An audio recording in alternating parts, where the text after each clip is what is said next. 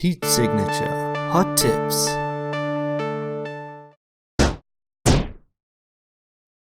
Moving a body in a daily challenge, or at least any situation where you're trying to be as efficient as possible, is actually a bit of a problem in heat signature, and that's because picking up a body basically turns off a bunch of features. You can't set a new waypoint with your mouse.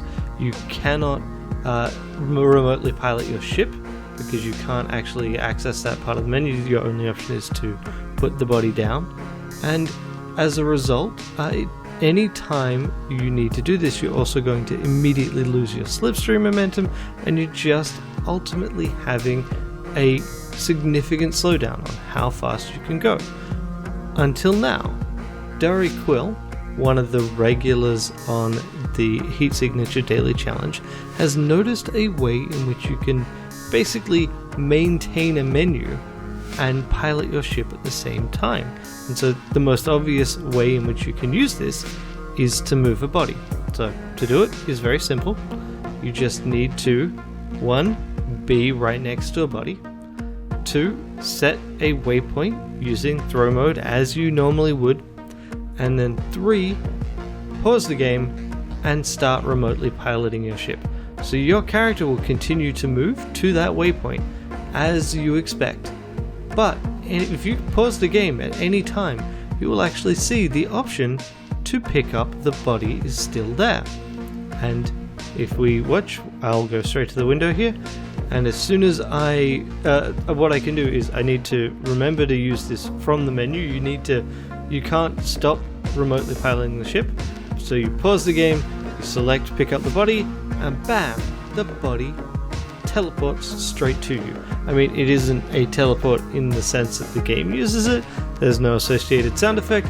This is very clearly a bug that we are using here, but it allows you to remotely manipulate that menu and remotely move the body to you. Now, this doesn't just apply to bodies. This applies to any menu item, but bodies seem to be the most reliable. So I've played around with this a bit. The most obvious other option that you can play around with here is the telepad. This allows you to remotely activate the telepad, and that will kick any occupants inside the telepad out into space.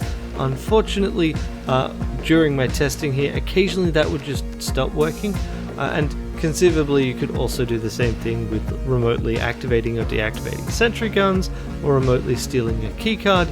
The thing about those last two is most of the time there's no benefit in doing so. You might as well do it while you were there, and it's a little bit cumbersome, but definitely remotely activating the telepad while you're, say, running to a window or hanging around and waiting for your target to get to a window, I can see the advantage of doing so.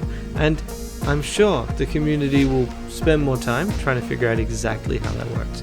So I just want to thank Dari Quill for making this discovery. This kind of thing is exactly what the Tuesday Tips series was meant to kind of point out. Cool things you can do in games, and not necessarily things that I found, not necessarily games I've even played. So if you have anything even vaguely like this, anything cool you found in any game, please let me know, and I may feature it in a future video. In this case, I have also put a link down the bottom to Dari Quill's channel and to Dari Quill's daily challenge where he demonstrated this himself.